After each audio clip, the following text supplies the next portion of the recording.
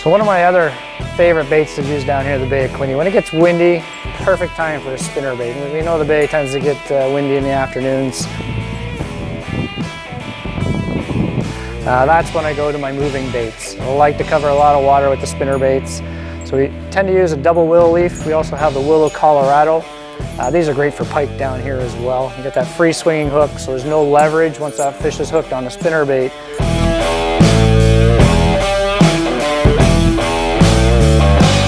But it allows you to also customize with the Freedom. So in this case, I got a straight shank hook with a plastic keeper.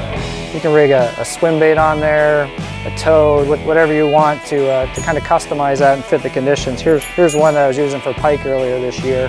I took the skirt right off, put a nice big paddle tail on there, and the pike absolutely loved that. And again, I'm rigging it weedless with a soft plastic for that heavier cover.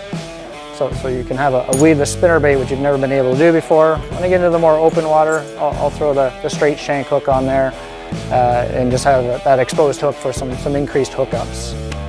The other great moving bait down here on the bay is a buzz bait. Nothing beats a top water bait.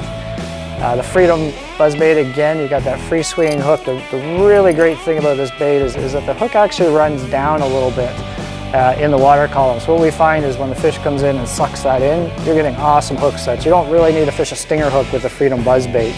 Again, you completely customize the Freedom baits. We got a great squeak out of the package, but if you want to change things up, you can do something like this where you go with a toad or some kind of a paddle tail bait on there. It gives the fish a totally different profile that they haven't seen before.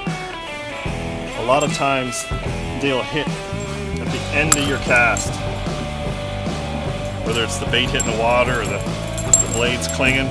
So it's important to get it going and crank it up, get burning it.